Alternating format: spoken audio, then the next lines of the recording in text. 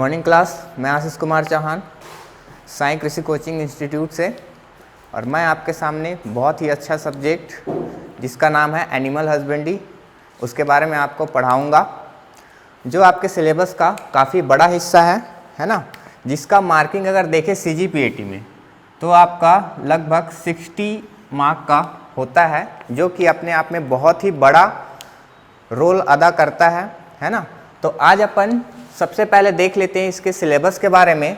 तो मैं सिलेबस को 3 पार्ट्स में डिवाइड कर दिया हूँ आपके सुविधा के लिए, जिससे आपको बहुत ही अच्छे से समझ में आएगा कि आपको कैसे तैयारी करना है और एग्ज़ाम के लिए कैसा आपको स्ट्रेटजी तैयार करना है। ठीक है, तो आइए एक नज़र अपन देखते हैं इसके सिलेबस की ओर। तो मैं सिलेबस को 3 पार्ट्स में, जैसे मैं बताया, 3 पार्ट्स में डिवाइड कर चुका हूँ, है ना। तो फर्स्ट पार्ट है एनिमल साइंस, ठीक है, आप देख पा रहे होंगे, जिसमें फर्स्ट चैप्टर है आपका जिसका नाम है क्लासिफिकेशन ऑफ एनिमल। ठीक है, इसके अंतर्गत जितना भी किंगडम है, फाइलम है, क्लास है, ऑर्डर है, सब ऑर्डर है ना, और फैमिलीज, जीनस, स्पीसीज, ये सब के बारे में अपन को देखना है।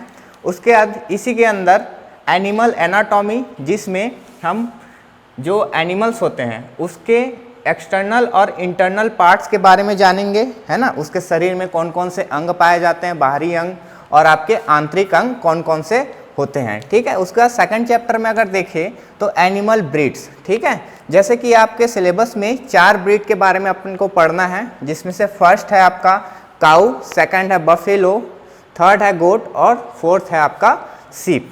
ठीक है, उसके बाद इसमें अपन देखेंगे कौन कौन से नस्ल है ना, बहुत सारे नस्ल है जिसके बारे में अपन को जानना है, और इसमें क्या क्या नस्ल बना है अभी नए नए जो अपडेट हुए हैं, वो सब के बारे में अपन को देखना है। फिर उसके बाद थर्ड चैप्टर आते हैं। थर्ड चैप्टर में आपका एनिमल ब्रीडिंग है।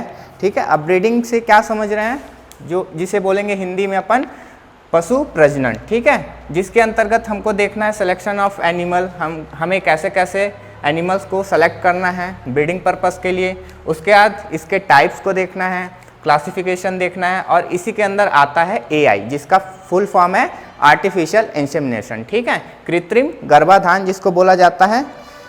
इसके बाद जो नेक्स्ट चैप्टर है वो आपका है एनिमल राशनिंग। ठीक है, तो एनिमल राशन जैसे कि विभिन्न प्रकार के जो जंतु होते हैं, है ना, जिसे हम पालेंगे, उसको जीवित रखने के लिए, उसके जीवन चक्र के लिए अपन को क्या करना चाहिए कि उसको अलग अलग प्रकार के अच्छे न्यूट्रिएंट से भरपूर खाना देना है ना, आहार प्रदान करना है उसको। तो उसमें न्यूट्रिशन, विटामिन्स और balanced ration, ideal ration, growth ration, breeding ration, ये सब के बारे में देखना है। और इसी में अपन देखेंगे साइलेज और हे के बारे में भी। ठीक है, उसके बाद जो 5th चैप्टर है, ठीक है, उसमें अपन देखेंगे एनिमल डिजीज़। ठीक है, अब पशुपालन कर रहे हैं, जैसे कि वातावरण में जो भी चेंजेस आता है, जिसके कारण क्या होता है, उसमें बहुत सारे इन्फेक्शन होते हैं, जिसके कारण उसको रोग लगते हैं, है ना। तो उस सब के बारे में अपन को देखना है। तो इसी के अंतर्गत अपन देखेंगे इसका क्लासिफिकेशन। अब क्लासिफिकेशन में अपने को ये देखना है कि इसमें बैक्टीरिया से कौन सा डिजीज़ हो रहा है, फंगस से कौन सा हो रहा है, वायरस से कौन सा हो रहा है ना। ये सब के बारे में अपन क्लासिफिकेशन के अंतर्गत में अपन देखेंगे। ठीक है, उसके बाद उसका सिम्टम्स, कैसे कैसे लक्षण दिख रहे हैं, अगर हम देखें बैक्टीरियल जो भी डिजीज़ होगा, है ना, उसमें कौन से लक्षण दिखेंगे, अगर हम वायरल डिजीज़ की बात करें उसमें कौन से लक्षण दिखेंगे, है ना। ये सब के बारे में अपन को देखना है सिम्टम्स में। उसके बाद ट्रीटमेंट है, और ट्रीटमेंट के बाद है वैक्सीनेशन। तो ये सब के बारे में अपन को किस में देखना है, एनिमल डिजीज़ में। ठीक है, उसके बाद जो 6th चैप्टर है उसमें अपन देखेंगे एनिमल जजिंग और उसके रख रखाव और प्रबंधन के बारे में। ठीक है, नेक्स्ट उसके बाद सेकंड पार्ट आता है आपका milk production and dairy science. ठीक है, जो कि आपका, अगर मैं बोलूं, एनिमल हस्बेंड्री से 50% आपका यही कवर करेगा। ठीक है, जैसे कि आपको पता है एनिमल हस्बेंड्री में 60 नंबर का आएगा, उसमें कम से कम मैक्सिमम अगर बात करूं तो आपका 20 से 25 नंबर का मिल्क प्रोडक्शन से ही क्वेश्चन आता है। अगर मिनिमम बात करूं तो 15 क्वेश्चन से नीचे नहीं आएगा। ठीक है, तो मिल्क प्रोडक्शन और डेयरी साइंस में अपन देखेंगे तो सबसे पहला importance of dairy science in Indian economics. ठीक है, पशुधन का भारतीय अर्थव्यवस्था में क्या रोल है। ठीक है, जिसके अंतर्गत हम वाइट रेवोल्यूशन देखेंगे, जिसे श्वेत क्रांति बोलते हैं। उसके अंतर्गत ये एक प्रोग्राम हुआ था जिसको अपन बोलते हैं ऑपरेशन फ्लड, है ना। और इसके बहुत सारे स्टेजेस है, बहुत सारे तो नहीं, 3 स्टेजेस है जिसके बारे में अपन को देखना है, ठीक है। उसके बाद नेक्स्ट है मिल्क प्रोडक्शन, ठीक है। मिल्क प्रोडक्शन में अपन देखेंगे मिल्किंग मेथड्स, है ना, कौन कौन से मेथड्स के थ्रू मिल्क निकाला जाता है काऊ से, है ना। और उसके बाद क्लीन मिल्क, इसका प्रिंसिपल ऑफ क्लीन मिल्क है, ठीक है। क्लीन मिल्क किसे हम कहेंगे, उसमें कितना % बैक्टीरिया होगा या फिर जो भी उसमें प्रेजेंट रहता है उसके हिसाब से अपन क्लीन मिल्क के बारे में देखेंगे। Factor affecting composition of milk, ठीक है, उसमें कौन कौन से कारक का मेन प्रभाव पड़ता है, ठीक है। ये सब के बारे में अपन किस में देखेंगे, मिल्क प्रोडक्शन के अंतर्गत देखेंगे, ठीक है। उसके बाद अपन आते हैं कंपोजिशन ऑफ मिल्क, ठीक है। कंपोजिशन मिल्क का बोलने से तात्पर्य ये है कि दूध में जो भी संगठन है ना, दूध के अंदर जो भी पाया जाता है, जैसे कि वसा के बारे में बात करें अपन, प्रोटीन के बारे में बात करें, है ना, और विटामिन्स हो गया, न्यूट्रिएंट्स हो गया, बहुत सारे खनिज तत्व होते हैं, ये सब किसके अंतर्गत अपन पढ़ेंगे, कंपोजिशन ऑफ मिल्क के अंदर, ठीक है, दूध का संगठन। उसके बाद आता है नेक्स्ट चैप्टर जो बहुत ही अच्छा है और काफ़ी ज़्यादा क्वेश्चन इसमें से भी आता है, ठीक है, physical property of milk. Physical property बोलने से ये है तात्पर्य भौतिक गुण, है ना। भौतिक गुण किसे बोलेंगे, जिसे हम देख सकते हैं, छू सकते हैं, है ना, महसूस कर सकते हैं, ये सब चीज़ों को क्या बोलेंगे अपन, फिजिकल प्रॉपर्टी, भौतिक गुण, ठीक है। तो इसमें 10 से 12 भौतिक गुण है जिसके बारे में अपन को देखना है तो बहुत सारा, लेकिन अपन को मेनली उसी पे फोकस करना है, ठीक है। उसके बाद नेक्स्ट जो चैप्टर है वो आएगा मिल्क प्रोडक्ट, ठीक है। मिल्क प्रोडक्ट बोलते ही मुंह में पानी आ जाता है क्योंकि ये काफ़ी टेस्टी होता है और हमारे सेहत के लिए भी बहुत ज़्यादा महत्वपूर्ण होता है क्योंकि ये प्रोटीन से और बहुत सारे मिनरल से भरपूर होते हैं। इसमें अपन को चीज़ देखना है, क्रीम देखना है, रबड़ी देखना है, कर्ड देखना है, घी, बटर, कंडेंस मिल्क और मिल्क पाउडर। मेनली अपन ये सब प्रोडक्ट के बारे में अपन को जानना है, अच्छे से डिटेलिंग करना है ताकि हमको एग्जाम में क्वेश्चन लगे, ठीक है। उसके बाद आता है डेयरी एप्लियंस, ठीक है। डेयरी एप्लियंस किसे बोलेंगे, तो जो भी आपका डेयरी में उपयोग होने वाले इंस्ट्रूमेंट है ना, वो सबको अपन देखेंगे। जैसे क्रीम सेपरेटर हो गया, बटर चर्नर हो गया, बटर वर्कर हो गया, ये सब के बारे में, लैक्टोमीटर हो गया, ब्यूटारोमीटर हो गया, ये सब के बारे में भी अपन को जानना है, ठीक है। उसके बाद थर्ड पार्ट जो है वो है पोल्ट्री फार्मिंग। ये एनिमल हस्बेंड्री का थर्ड पार्ट है जो कि अपने आप में बहुत बड़ा रोल अदा करता है आपके एग्ज़ाम में, ठीक है, क्योंकि इसमें से भी हर साल कम से कम 8 से 10 क्वेश्चन आता ही है, ठीक है। तो पोल्ट्री फार्मिंग में अपन देखेंगे पोल्ट्री ब्रीड्स, है ना, मुर्गियों के जो नस्ल होते हैं, एग, और एग में जो भी संगठन पाए, मतलब उसके अंदर जो भी प्रोटीन्स है, वसा है ना, और भी बहुत सारी चीज़ें हैं जिसके बारे में अपन को देखना है। फिर मीट हो गया, ठीक है, मीट और एग का कंपोजिशन देखना है, ठीक है। उसके बाद नेक्स्ट है हैचिंग ऑफ एग, ठीक है। अब हैचिंग ऑफ एग का मतलब क्या है, जो भी अंडे से चूजे निकलने की जो क्रिया होती है उसको हैचिंग बोलते हैं, ठीक है। तो हैचिंग में एक नेचुरल पढ़ेंगे और इंक्यूबेटर के थ्रू पढ़ेंगे, ठीक है। तो ये सब के बारे में अपन को डिटेलिंग पढ़ना है, इसमें से काफ़ी क्वेश्चन आता है, ठीक है। उसके बाद हाउसिंग हो गया, ब्रूडर, ये सब ब्रूडर ये सब इसी के अंतर्गत आएगा, ठीक है।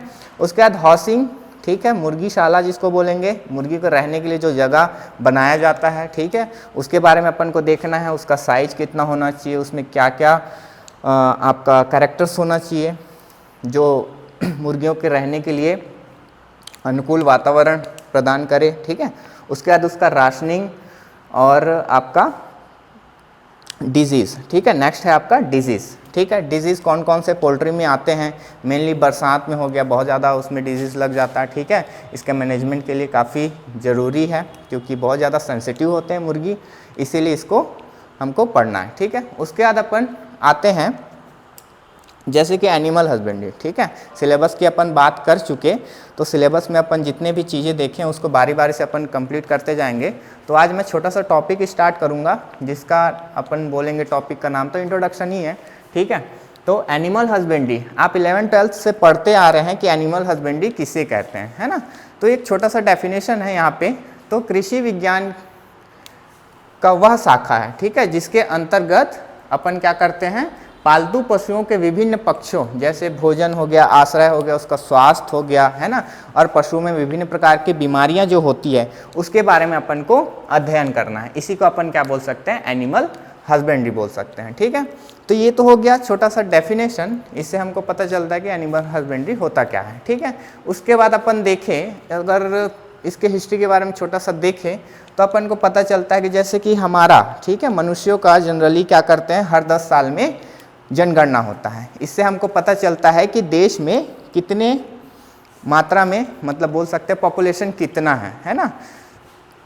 तो इसी प्रकार पशुपालन में भी क्या होता है, एक पशु गणना की जाती है ना, जिसकी शुरुआत भारत में 1919 में हुई थी, ठीक है। अब 1919 बोलने से सीधा आपको पता चल रहा होगा कि ये स्वतंत्रता से पहले, भारत के स्वतंत्रता से पहले का ये स्टार्ट हो चुका है पहले से, ठीक है। उसके बाद अगर आज़ादी के बाद अगर बोले, है ना, क्वेश्चन अगर पूछे आज़ादी के बाद सर्वप्रथम पशु गणना कब की गई, तो आपको याद रखना है 1951 में स्टार्ट किया गया, ठीक है। अगर पूछे सर्वप्रथम, देश में सर्वप्रथम पशु गणना कब स्टार्ट हुआ, तो आपको याद रखना है 1990 में, ठीक है।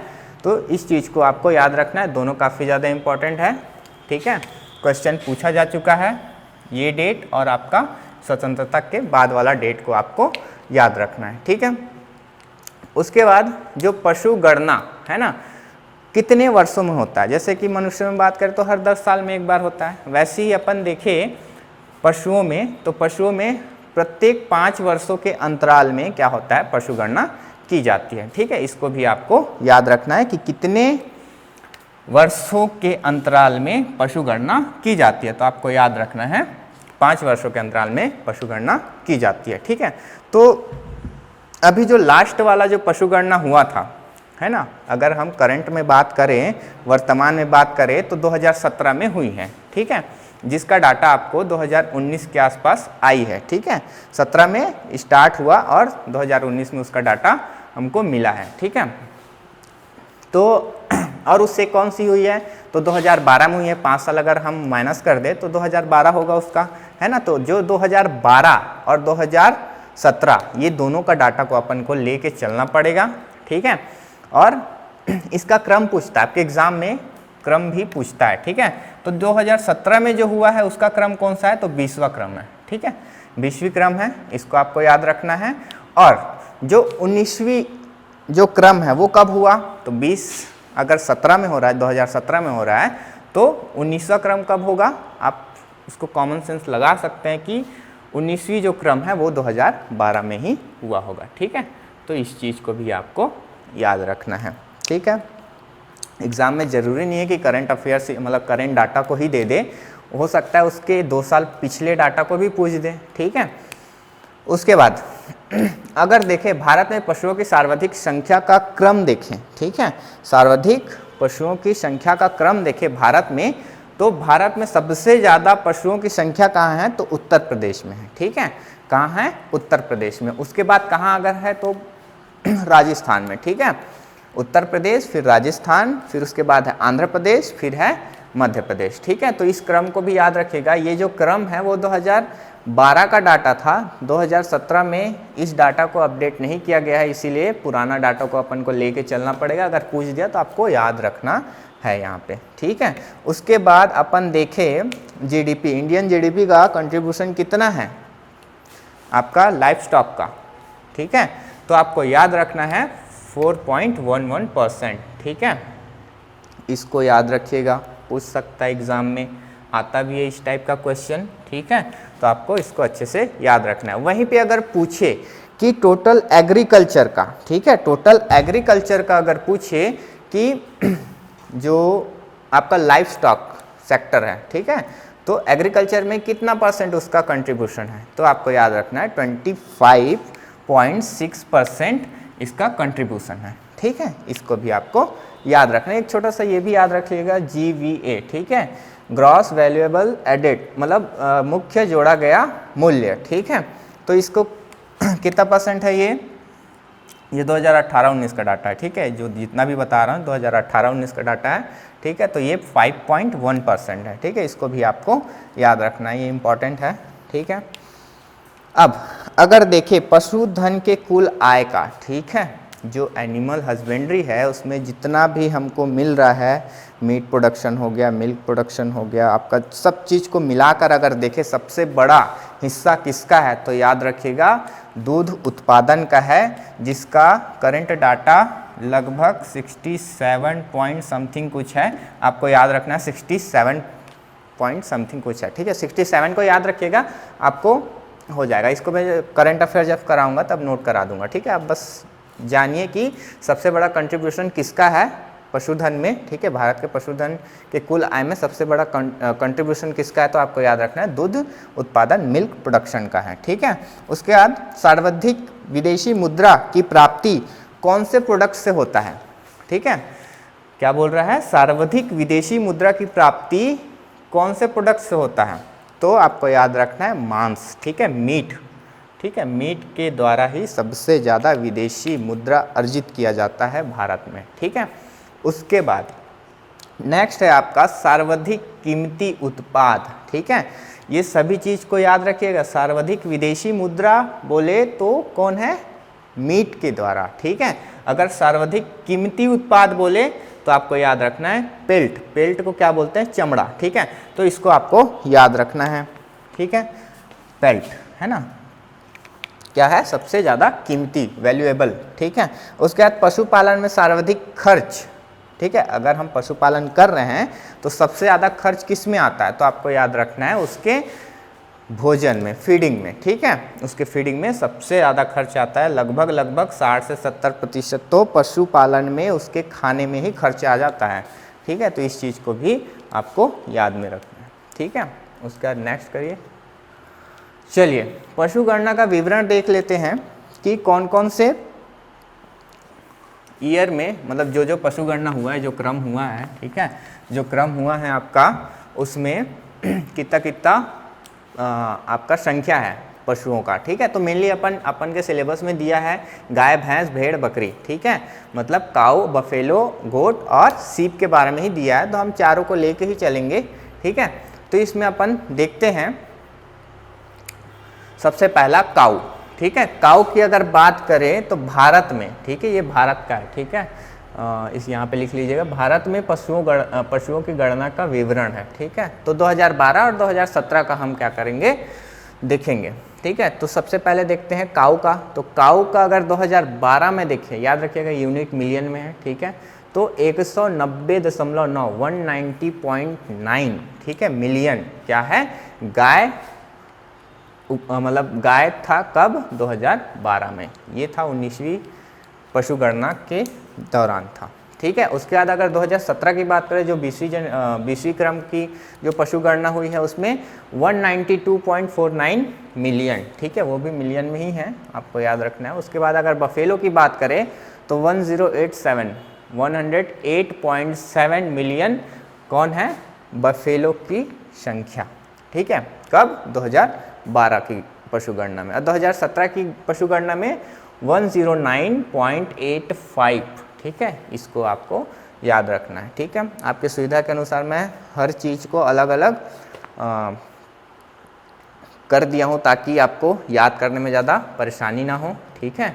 उसके बाद अपन बकरी की, गोट की बात करें तो 135.2 और 2017 में बात करें तो वही कितना है, 148.8 मिलियन, ठीक है।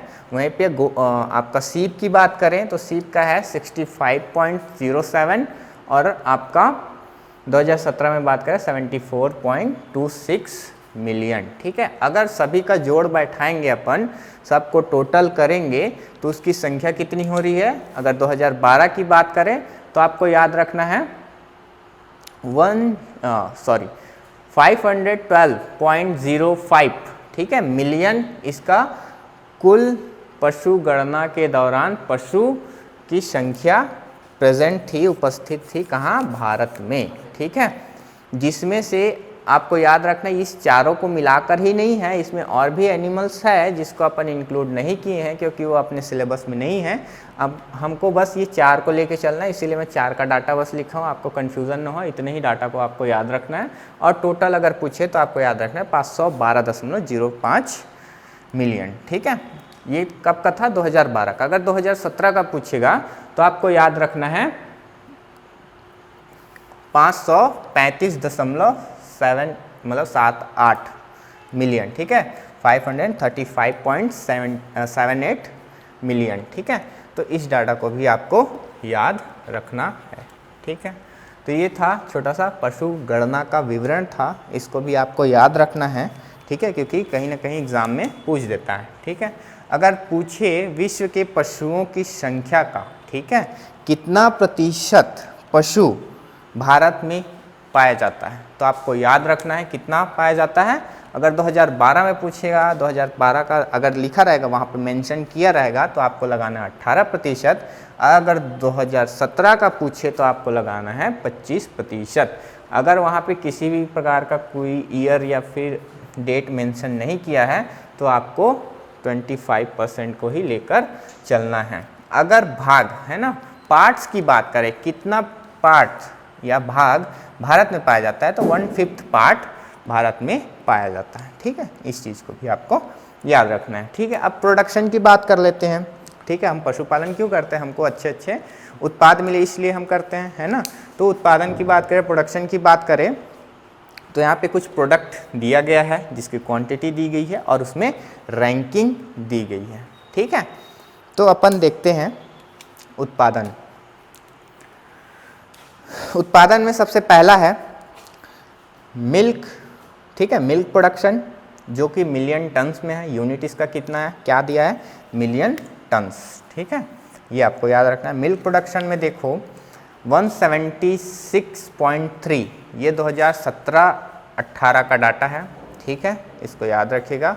करंट डाटा मैं जब लास्ट में आपका क्लास लूँगा करंट अफेयर्स का, उसमें आपको कवर करा दूँगा। ठीक है, तो यहाँ पे 176.3 मिलियन टन मिल्क प्रोडक्शन हुआ था 2017-18 में। ठीक है, और रैंकिंग की बात करें तो उस टाइम भी क्या था, 2017-18 में आपका फर्स्ट रैंक में था इंडिया मिल्क प्रोडक्शन में, और इस साल भी आपका और आगे भी रहेगा। ठीक है, फर्स्ट रैंक में। ठीक, उसके बाद एक प्रोडक्शन में अगर देखें नंबर्स में है वो। ठीक है, यूनिट आपको याद रखना है मिलियंस नंबर में। ठीक है, उसके बाद आपका हाँ नंबर में अगर देखें 95,217। ठीक है, 95,217। ठीक है, ये आपका मिलियंस में है, इतना एक प्रोडक्शन हुआ था। और कौन से रैंकिंग में अगर पूछे तो आपको याद रखना है 3rd रैंक पे है भारत। ठीक है, तो फर्स्ट और सेकंड रैंक में कौन है, तो आपको याद रखना है फर्स्ट में है आपका चाइना। ठीक है, और इसके बाद है USA। ठीक है, और इसके बाद है अपना इंडिया। ठीक है, और ये क्वेश्चन आपका CGPAT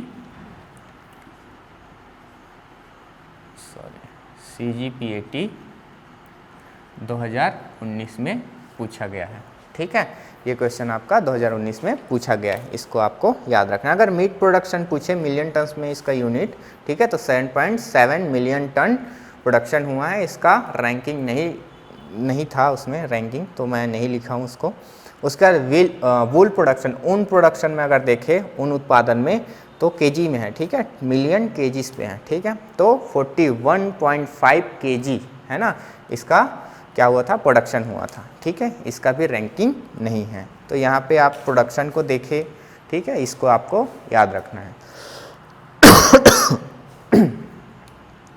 उसके बाद मिल्क प्रोडक्शन में आपको तो पता चल गया कि भारत सबसे पहले स्थान पे है। तो जाहिर सी बात है कि यहाँ प्रति व्यक्ति जो मिल्क मिलेगा, है ना, दूध मिलेगा, दूध की जो उपलब्धता होगी वो काफ़ी अच्छा होगा और काफ़ी ज़्यादा मात्रा में होगा। ठीक है, तो आपको याद रखना है, ये मैं डाटा 2015 से लेकर 2019 तक का लिया हूँ। ठीक है, जिसमें आपको सबको याद रखना है क्योंकि क्रम पूछ देता है कभी कभी, और उसका यूनिट आपको पता है ग्राम पर डे पर कैपिटा। ठीक है, ग्राम प्रतिदिन प्रति व्यक्ति। ठीक है, ये आपका यूनिट है। तो यहाँ पे देखिए 2015-16 में कितना था दूध उपलब्धता भारत में, तो 337, ठीक है, 337 ग्राम, ठीक है। उसके बाद 2016-17 की बात करें तो 342 से आपका 335 से 342 होगा, ठीक है। इसको आप लोग सुधार लीजिएगा, यहाँ पे थोड़ा सा मिस्टेक हो गया है, ठीक है। उसके बाद 2017-18 का जो डाटा है वो है 375, है ना, 375 ग्राम प्रतिदिन प्रति व्यक्ति, ठीक है। उसके बाद जो करेंट डाटा है वो है 2018-19 का, जिसका है आपका 394, ठीक है, 394 ग्राम पर डे पर कैपिटा, मतलब 394 ग्राम प्रतिदिन प्रति व्यक्ति मिल पा रहा है अभी भारत में, ठीक है। तो ये आपका डाटा है, इसको आपको याद रखना है क्रम से, क्योंकि क्रम पूछ दिया जाता है कभी कभी, ठीक है। उसके बाद विश्व में पशुओं की संख्या में भारत का स्थान एवं प्रतिशत पूछा है, ठीक है। इसको भी पूछा है एग्जाम में आपका, तो इसको भी आपको याद रखना है। तो अपन जैसे कि मैं पहले ही बताया हूँ आपको, अपन के सिलेबस में जो दिया है ना, काऊ, बफेलो, गोट और आपका सीप के बारे में, यहाँ पे मुर्गी को भी ऐड कर दिया हूँ मैं, ठीक है। तो आपको याद रखना है सबसे पहले काऊ, ठीक है। तो काऊ का जो संख्या है, ठीक है, वो पूरे वर्ल्ड में कौन से पोजीशन पे है इंडिया, तो आपको याद रखना है सेकंड पोजीशन पे है, ठीक है।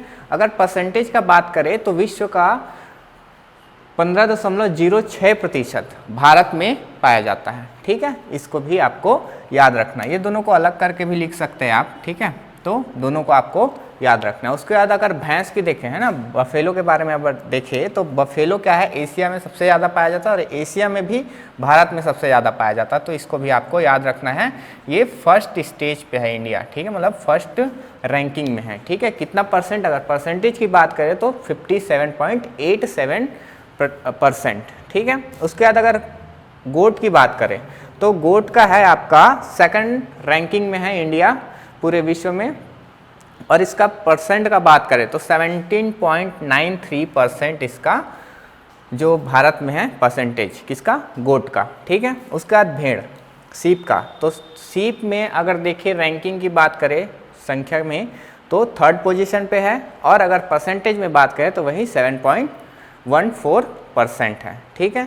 तो ये आपका एनिमल्स का था, यहाँ पे अपन ऐड कर दिए हैं पोल्ट्री का भी, तो पोल्ट्री में 4 to 5th रैंक में है, ठीक है। अपन को 5th लेके चलना है, ठीक है, क्योंकि नया डाटा अभी नहीं आया है, तो अपन जब करंट अफेयर्स का देखेंगे तो उसमें कम्प्लीटली अपन देख लेंगे, ठीक है। उसके बाद यहाँ पे छोटा सा नोट है, इसमें आप ध्यान दीजिएगा, यहाँ पे जो पॉपुलेशन है, ठीक है, पॉपुलेशन मतलब पूरे वर्ल्ड की बात करें और इंडिया की बात करें तो वर्ल्ड में सबसे ज़्यादा एनिमल्स में कौन सा एनिमल्स है, तो आपको याद रखना है काऊ, ठीक है। पूरे वर्ल्ड की बात कर रहे हैं तो काऊ की जनसंख्या मतलब गाय की जनसंख्या सबसे ज़्यादा है विश्व में, ठीक है।